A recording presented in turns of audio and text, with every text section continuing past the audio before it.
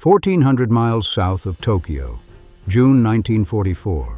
30,000 Japanese soldiers, 3 months of fighting. When it was over, fewer than 1,000 chose to surrender. The rest died on the island, in the caves, on the cliffs, or in the water. Some by American fire, many by their own hand. Saipan was not simply a battle. It was the moment Japan's military leadership understood the war was lost and chose not to say so. This is the story of what happened on Saipan, why almost no one surrendered, and what the 1,000 who did told American interrogators that Tokyo never wanted anyone to hear. This is no man's land. Hit subscribe and turn on notifications. New documentaries drop every single week. The Japanese defense of Saipan in June and July of 1944 was different from every previous Pacific Island battle in a way that the men planning and fighting it understood before the first Marine hit the beach. Saipan was not a distant coral atoll whose strategic value was primarily about air range and supply lines. It was not a jungle-covered island whose garrison could be isolated and left to wither. Saipan was 1,500 miles from Tokyo. It had a civilian population of approximately 25,000 Japanese and Korean civilians who had been brought to the island as agricultural workers and who were, by June of 1944, thoroughly embedded in the fabric of the garrison's daily life and completely subject to the authority of the military command. And most importantly, Saipan was within B-29 range of the Japanese home islands. When American forces took Saipan, American bombers could reach Tokyo. The implications of this fact for the Japanese High Command were not ambiguous. Losing Saipan did not mean losing an outpost. It meant losing the air defense buffer that stood between the American bomber force and the cities of Japan. The garrison commander, Lieutenant General Yoshitsugu Saito, understood this completely. He had been on the island since before the American landings and had watched the steady degradation of Japanese air power over the Marianas in the months before the invasion. He knew that the relief force Japanese planning had promised was not coming in any form that could change the battle's outcome. He knew that the naval battle fought in June, the Great Marianas Turkey Shoot, had destroyed the carrier air groups that were supposed to provide air cover for a counteroffensive. He was commanding a garrison on an island that could not be reinforced, could not be supplied, and could not be relieved, against an American landing force of approximately 71,000 men, backed by the most powerful naval gunfire support the Pacific War had yet produced. What he ordered his men to do in this situation, and why, is the thread that runs through every decision made on Saipan from the first day of the American landing to the last. The American assault on Saipan began on June 15, 1944, with a naval bombardment that the Japanese defenders had been anticipating for weeks. The 2nd and 4th Marine Divisions hit the beaches on the southwest coast of the island simultaneously, supported by the most concentrated naval gunfire yet employed in a Pacific amphibious operation. The landing was not unopposed. Japanese defensive preparations on Saipan had been extensive, with artillery positioned to cover the beaches, machine gun nests built into the coral ridges above the landing zones, and mortar positions registered on the most likely approach routes. The first day cost the Marines nearly 2,000 casualties, killed and wounded, the most expensive single day of amphibious fighting in the Pacific War to that point. Japanese counterattacks on the night of the first day, including a tank assault that hit the Marine perimeter in darkness, added to the cost on both sides and demonstrated that the garrison intended to contest every phase of the battle rather than simply conduct a terminal defensive stand. By the end of the first week, the American forces had secured a substantial beachhead and were pushing inland. But the terrain of Saipan, limestone ridges, caves, dense vegetation, and the volcanic spine of the island running north to south, gave the Japanese defenders a series of natural defensive positions that each had to be taken individually at close range, against defenders who were not going to withdraw. Lieutenant General Saito had ordered exactly the kind of defense that Kuribayashi would later refine on Iwo Jima. No beach defense, no wasteful Banzai charges in the opening phase, a fighting withdrawal designed to make every yard of advance cost the Americans something in blood.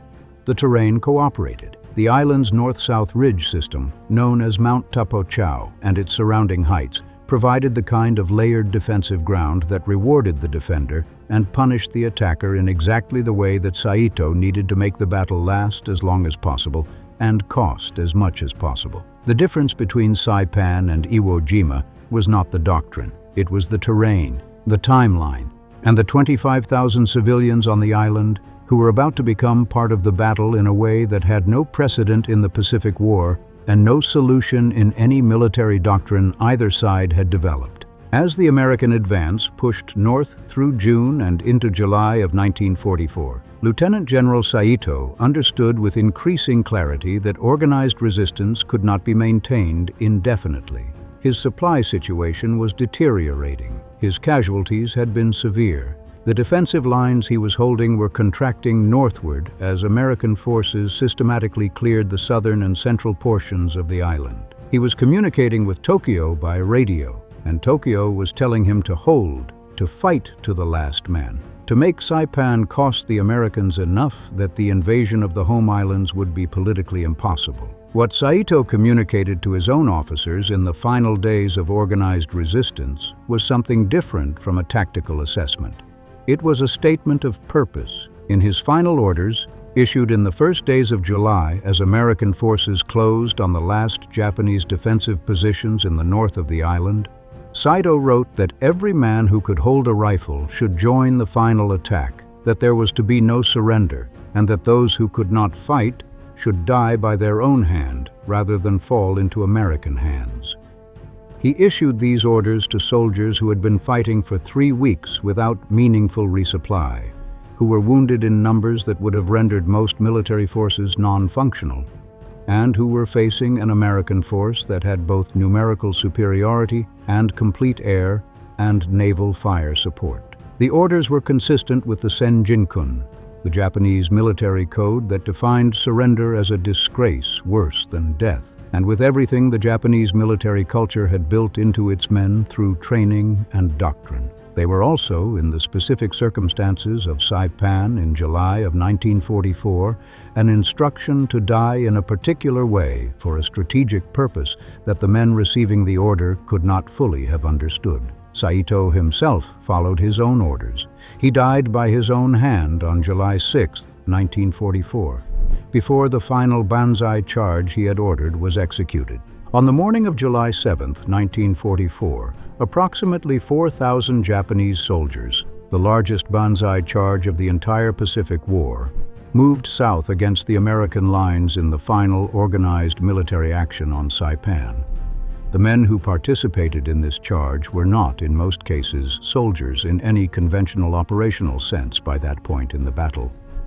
They were the survivors of 3 weeks of grinding defensive combat, men who were wounded, starving, largely out of ammunition, and many of them armed only with bayonets fixed to rifles that could no longer fire or with sharpened bamboo poles. They had been told to die fighting rather than surrender, and the charge was the form that dying fighting took when there was no longer any tactical situation to manage or any defensive position to hold. The American units that the charge hit, primarily Army battalions that had replaced Marine units in the northern sector, were initially overwhelmed by the sheer volume of men moving through and past their positions. The charge penetrated American lines deeply enough to reach the positions of rear area units, including artillery crews, who fought with small arms and whatever was at hand against men who had broken through the forward lines. The fighting lasted for several hours and cost the Americans heavy casualties before reinforcing units sealed the penetration and the last organized resistance collapsed. When it was over, approximately 4,000 Japanese soldiers were dead in a stretch of ground the Americans called Harakiri Gulch. The charge had accomplished nothing militarily that could change the outcome of the battle. That was not why it had been ordered, or why the men who carried it out had done so. It had been ordered as the specific form of death that Japanese military culture had defined as honorable, and the men who died in it had accepted that definition fully enough to walk into American fire with weapons that could not hurt anyone. Stop and consider something that is not in most accounts of the Battle of Saipan. The soldiers who died in the Banzai charge on July 7th were combatants. They had been trained, however inadequately in the end, for the possibility of dying in battle. The 25,000 Japanese and Korean civilians on Saipan had not been trained for anything. They were agricultural workers, teachers, merchants, children. They had come to Saipan in peacetime to build lives on an island that the Japanese government had been developing as a civilian settlement for decades. And in the final days of the battle, as organized military resistance collapsed and American forces reached the northern cliffs of the island, somewhere between 1,000 and 10,000 of those civilians, the exact number has never been established with certainty, jumped from the cliffs into the ocean or onto the rocks below, rather than surrender to American forces. They did this because Japanese military and civilian authorities had told them for years that Americans were barbarians who would torture, rape, and murder any Japanese they captured. They did this because the military commanders on the island had distributed grenades to civilian groups and told them to use those grenades on themselves rather than be taken alive. They did this because the entire ideological framework of wartime Japanese nationalism had constructed the relationship between the Japanese people and the enemy in terms that made death seem more rational than capture. American soldiers who watched it happen from a distance and tried to call out in Japanese through interpreters that surrender was safe, that no harm would come to them, were ignored, or not understood, or not believed. The cliffs of Saipan are called Banzai Cliff and Suicide Cliff in the post-war accounts. They are among the most documented mass civilian deaths in the Pacific War, and they are entirely the product of a government telling its people a lie about the enemy that those people believed completely enough to die rather than discover it was wrong. Against the backdrop of the Banzai charge and the civilian deaths on the cliffs, the approximately 1,000 Japanese soldiers and civilians who surrendered or were captured on Saipan represent a different story. One that the Japanese military command had specifically tried to prevent, and that American intelligence was extremely interested in documenting. The prisoners taken on Saipan came from a wider range of backgrounds than the garrison's combat arms units. Some were support troops who had been cut off from their units in the chaotic final days.